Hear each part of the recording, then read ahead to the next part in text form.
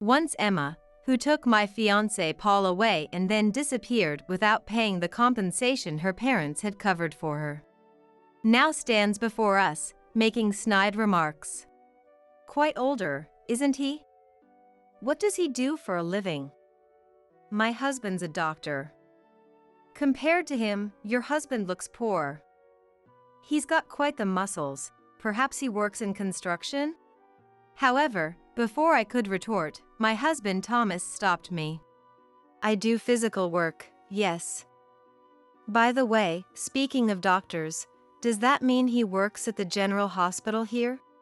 Yes, he's a surgeon. Ah? He's actually one of my subordinates. What? A surgeon at the general hospital, Martin, right? I believe his specialty is orthopedics. What?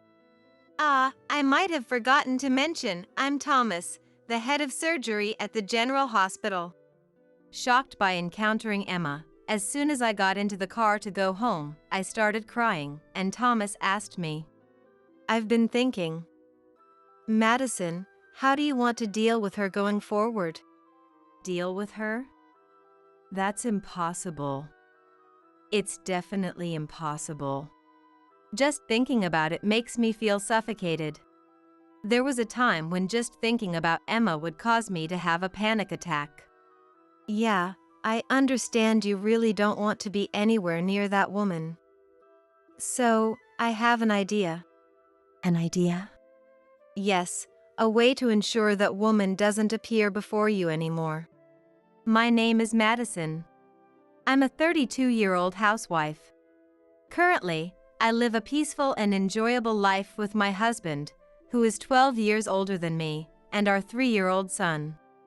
Thomas is always busy with work but takes great pride in it. I find fulfillment in supporting him at home.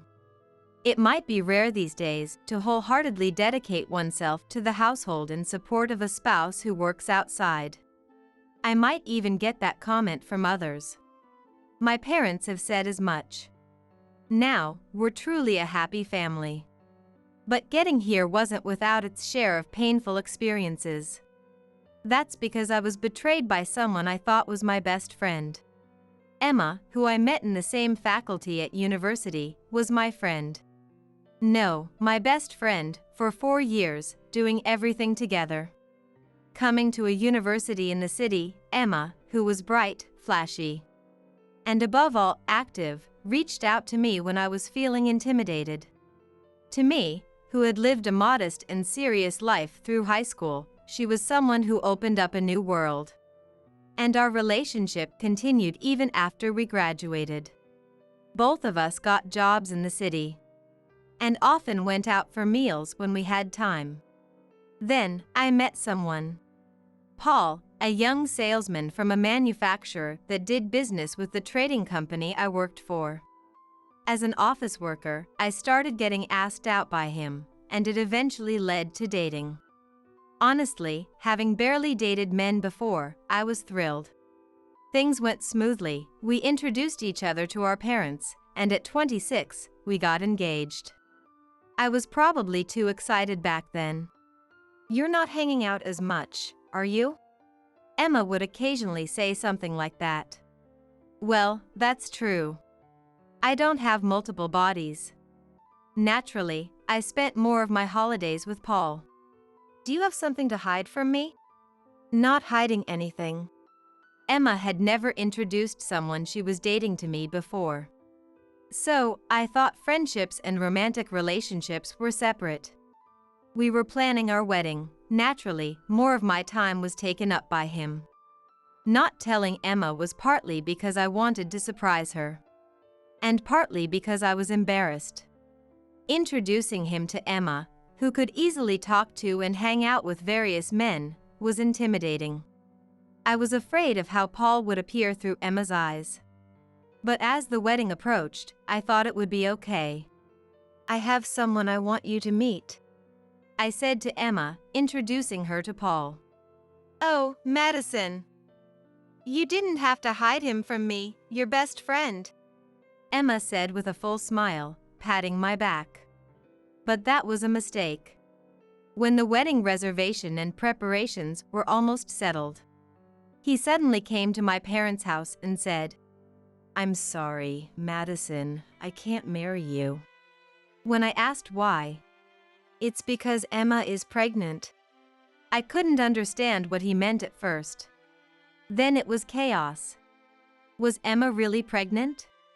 At that point, it didn't matter anymore.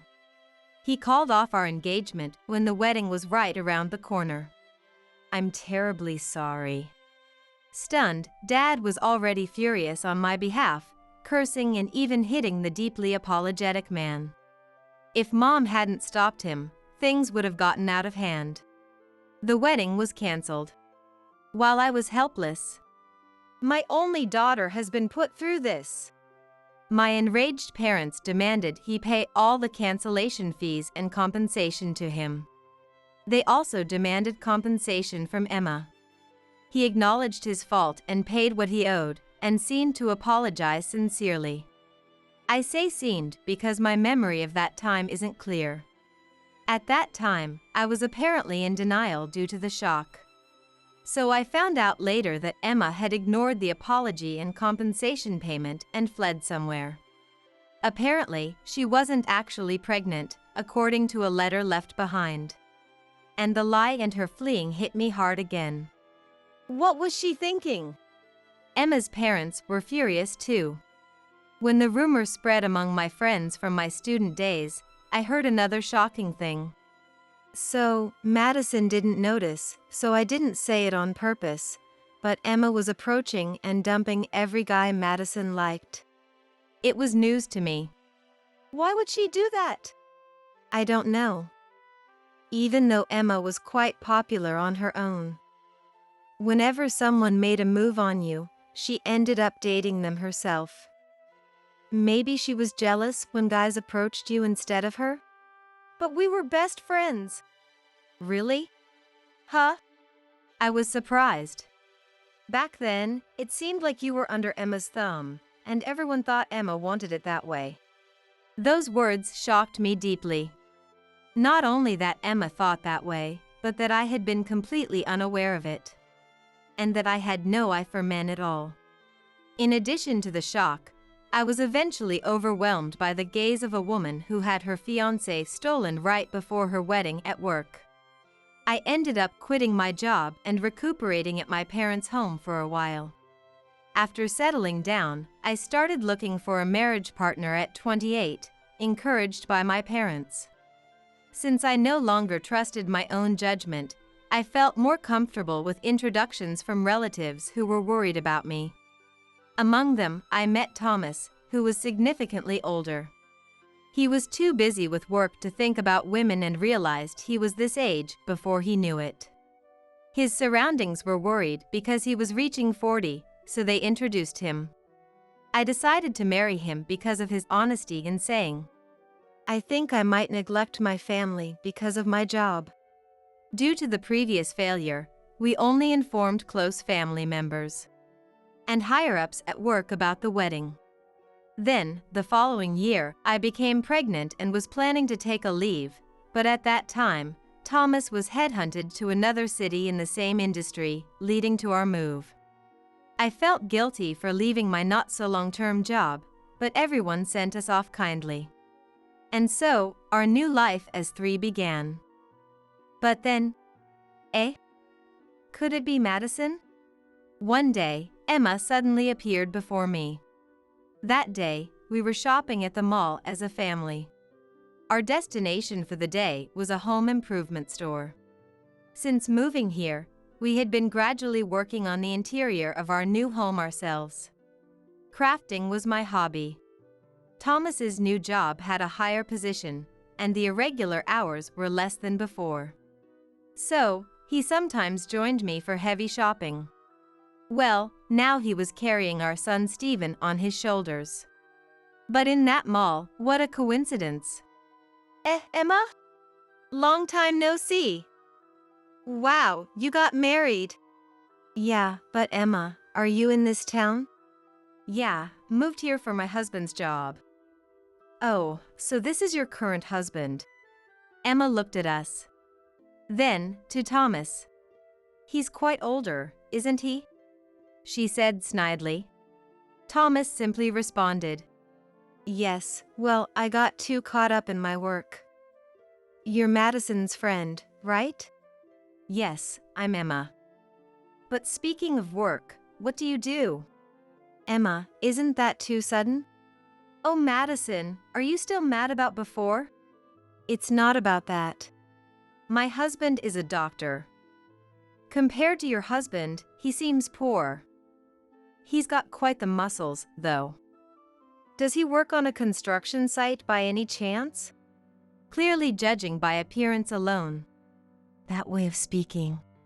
But before I could argue back, Thomas stopped me. I do manual work as well. Speaking of doctors, does shopping here mean your husband works at the general hospital? Yes, he's a surgeon. Eh? He's my subordinate, though? Eh? You mean Martin, the surgeon at the general hospital? Eh? I've been remiss. I'm Thomas, the head of surgery at the general hospital. Thomas! Are you the one who was headhunted last year? What a coincidence! Thomas smiled. Yes. And suddenly, Emma's attitude changed. I remember there were indeed such instances in the past. But I just hadn't noticed. Well, I apologize for that. I just assumed because of your casual attire. No worries, casual wear is just that. I gripped the hem of the work clothes Thomas was wearing at that moment. HM? What's up, Madison? Let's go home. Are you sure? It's been a while since you've seen your friend, right? That's true. There's a lot I want to talk about. Let's go. All right. Sorry about that. We'll catch up another time. Yes, another time for sure. Emma's buoyant voice irked me immensely. What's wrong? You look pale, and your pulse is quick. As we headed back to the car and placed Stephen in his child seat, Thomas checked my temperature and pulse. I never want to see Emma again, never. He then patted my trembling shoulder. If you don't want to see her, that's fine, but could you tell me why later? I nodded silently.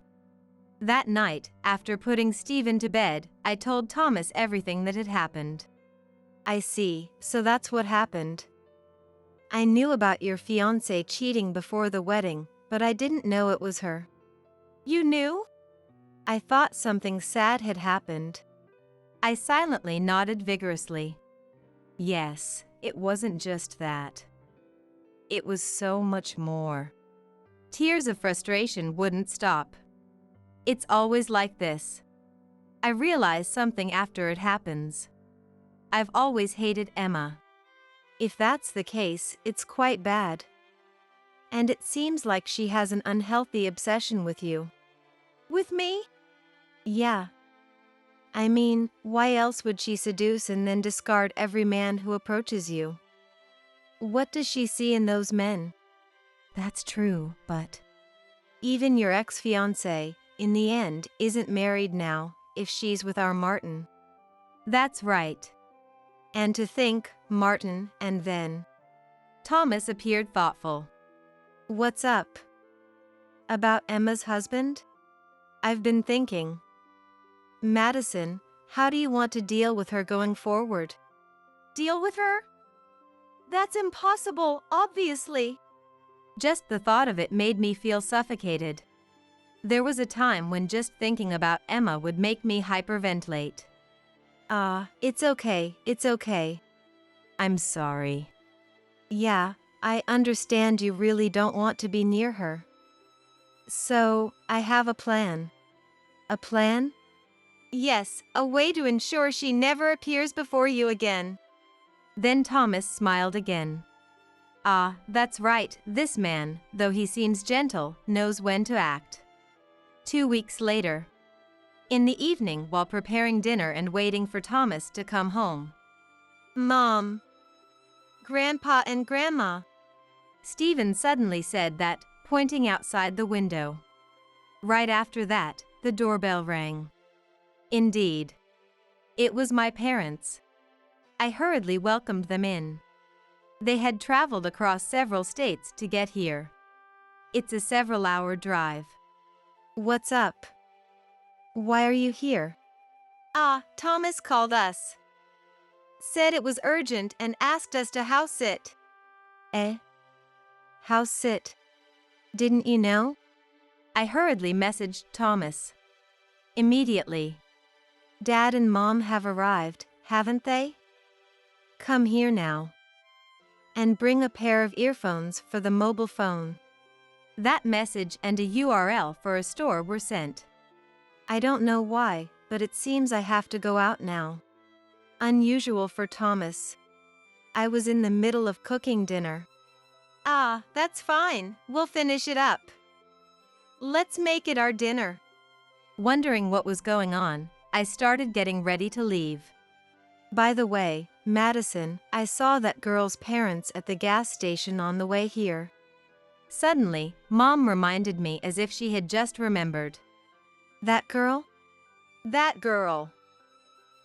It's irritating even to remember. That girl.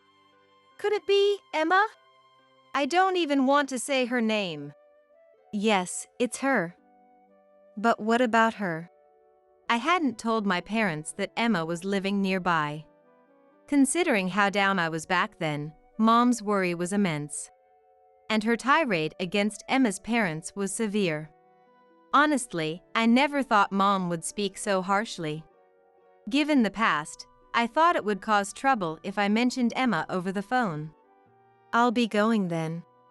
I drove out to the restaurant Thomas had directed me to. It was a quaint, atmospheric place. According to the restaurant's guide on the URL, the dinner prices seemed reasonable. Was Thomas waiting here for me? As I got out of the car, I noticed several cars parked as the evening gradually darkened. At the same time, another message came in on my mobile phone. Put in the earphones and come inside. Wondering what it was about, I entered. A waiter guided me. A two-person table. A man sat alone at the table next to an empty seat, his drink in front of him. The man, dressed all in black and wearing sunglasses, leaned forward on the table, elbows down, hands brought to his mouth, looking solemn. He had an unapproachable aura. My companion isn't here yet. As I started to say this to the waiter bringing water and presenting the menu.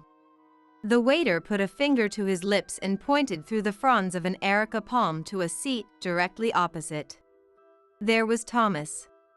The table was set with what seemed like an early dinner. Thomas was seated across from a woman. I nodded to the waiter and ordered a light meal that wouldn't seem out of place on the table. At that moment, my mobile phone vibrated in my bag. Startled, I saw it was from Thomas. I hurriedly attached the earphones to my phone and put them in my ears. Then, "No, Martin is a good doctor. A plastic surgeon. But Dr. Thomas is much more impressive, isn't that so?" A woman's voice came through, her back to me. It was Emma. Shocked, I set the phone to record. Thomas was letting me listen on purpose. "I've told Martin a bit about you since then." "Is that so?" I was surprised. "After all, you've handled many difficult surgeries nationally, haven't you? Thousands over 10 years? Well, it's my job." "How impressive." Emma's tone had changed completely from the other day. "It's surprising you researched that much." "Actually, I heard it from Martin. When I mentioned running into you by chance the other day." At that moment, the man in black uncrossed his hands, slightly lifted his hips, then sat back down. I noticed he also had earphones in. It must have been a surprise to suddenly meet an old friend like that. "Yes, it was. But meeting you, Dr. Thomas, was the highlight." "Shouldn't an old friend be more important?" "No. I felt guilty for speaking to you in such a disparaging tone before, and I wanted to apologize. Emma continued in a tone as if she might bite her tongue. I didn't know this. She never spoke like this when she was with me during our student days. So, this was her manner in front of men. And Paul had also been treated this way. Which means, are you satisfied with your married life with Madison? I am satisfied, but why do you ask? Isn't it boring to be with Madison? Why would you say that? Because she was abandoned by her fiancé in the past. Madison is a good wife. Too good for me. But she's plain, isn't she? What are you trying to say? Aren't you Martin's wife, Dot? Can't you call me Emma? Doctor, actually, since we spoke the other day, I've fallen for your calm demeanor and stature. I think I can be much more for you than Madison could ever be. The man in black's hand on the table trembled visibly. So, this man is really... Oh, for me? What do you mean by that? Because, don't you get invited to parties and such? With a plain wife like Madison, wouldn't you be embarrassed? At such events, you need someone with a bit of flair, like me, for instance. So, you wouldn't be embarrassed with me? Yes. So, you're suggesting you want to switch from Martin to me? Eh? No, that sounds terrible when you put it that way. What do you mean then? I'm not very good at reading between the lines, being the academic fool that I am. Oh, come on. Are you making a woman say this? I told you, I fell for you at first sight. Martin is a promising man, not an old guy like me. Age doesn't matter. To be honest, I've been disappointed in him. That's when it happened. The man in black attempted to stand up. I hurried over to him. The man in black. Yes, this must be Martin. Silently, I showed him my mobile phone, connected to my earphones. Martin composed himself and sat back down. I needed to hear something more definitive. Disappointed? Because he comes home late? If it's about work, it can't be helped. Unfortunately, patients and illnesses don't wait. No, it's not about him being late or anything like that. Then what is it? His salary. For his age and career, it's normal. Young professionals are like that. But he's a doctor, right? So? Well, if you're marrying a doctor, you'd expect an income over $100,000, wouldn't you? I believe he makes around $70,000 now. It was even less when we got married, and I was disappointed. Plus, he goes off to conferences and such without taking me along. And you think I'd do differently? It's not about the money. Haven't I said it several times? I fell for you at first sight. So? I want to be with you. At that moment, Martin finally stood up. I tried to stop him, but it was too late. He stood behind Emma, across the Erica palm. I hurried after him. Then Thomas laughed again. Emma, is what you just said true? Unaware of us, Emma turned around at Martin's low voice. Eh? She literally jumped when she turned around. Eh? You? And Madison? What are you two doing? Cheating? See, guilty conscience speaks first. Thomas said calmly to Emma. I heard the conversation. You've always thought of me that way, haven't you? Eh? What do you mean? Isn't it this? I presented the recording of our conversation to Emma. Huh? What's this? Thomas took out 2 mobile phones from his bag. One was connected to me, and the other must have been to Martin. Do you even know what age a full-fledged doctor becomes? What's this all of a sudden? We spend 6 years in university, then 5 years of residency before becoming regular doctors. I had just become a regular doctor when I met you. Huh? Emma started counting on her fingers. In short, I was a fledgling newcomer. But you said at parties you were a doctor. I am a doctor, aren't I? And at that time, I was dragged out by high school friends. I thought it was too early for marriage. Yet, you came on to me aggressively. Even then, I was earning more than my peers in corporate jobs. You assumed I was a high earner on your own. That's true. Doctors do earn well, but not until they are fully established. And whether they have their practice, where they work, their training model, and age can all affect income. And it's true that doctors have fewer chances for marriage. It was a rare outing because I was still busy starting out. I initially refused because of that. That's true, but... It might sound like an excuse, but I initially wanted to work in rural medicine. I wanted to gain as much experience as possible to be competent in anything. But when I mentioned this, you threw a hysterical fit. I didn't want to go to a rural area. Even when I said it paid better, you didn't want to. And it's not just that. You said you'd be a housewife to support me, but you barely do any housework. Eh? I was surprised at that.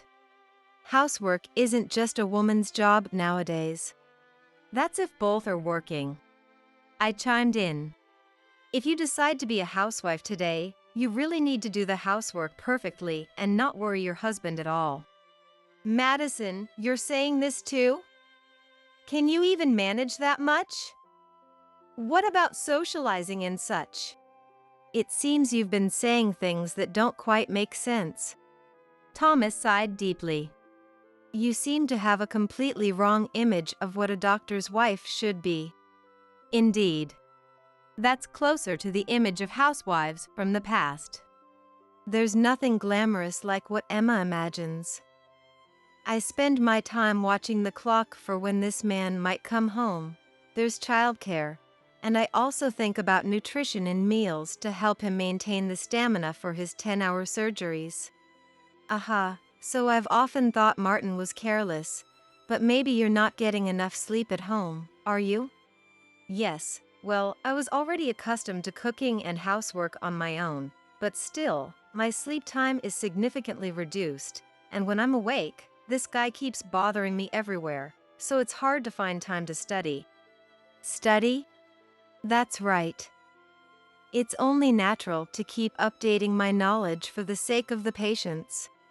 So, Madison, you're studying too? Now? Of course.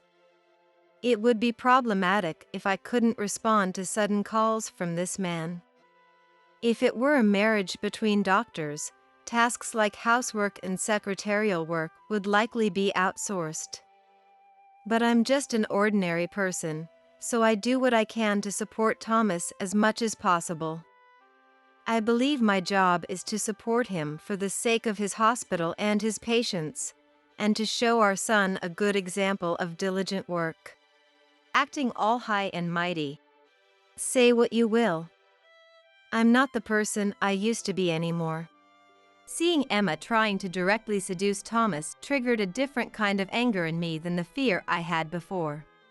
Unable to retort, Emma stood there, overwhelmed by the shame of being contradicted. Then Martin spoke up decisively. Emma, I've decided to leave you. We're getting a divorce. What? What are you talking about? Being with you, I can't become a good doctor. And let me ask again, are you willing to go with me to a remote area? No way. I don't want to go to such a place. I see. But I want to go. So, I'm done being dragged around by you. Emma's expression froze. You're leaving me? You! Suddenly, Emma turned to me. That's right, Madison, it's because I met you again. Why did you have to come here? If we hadn't met... If we hadn't met, you wouldn't have thought about taking my husband? You haven't changed at all since college. What? Acting all high and mighty. Watching her, I gradually realized that my perception of Emma shifted from fear to pity. Why have you always been taking my boyfriends or those about to be, and then discarding them? Because I hated you, the good, plain girl. So, you hate me, but you've gone to a lot of trouble for that reason alone. After Paul, you even ran away from home. That's true. Emma's actions were indeed strange.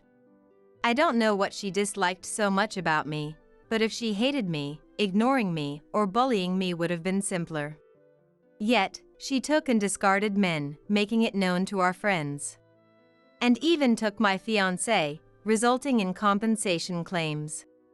Hey, Emma, could it be that you actually really liked me? What? She opened her eyes wide, as if wondering what I was talking about. Is it just my imagination that even the thin veins at the base of her neck look like they're floating?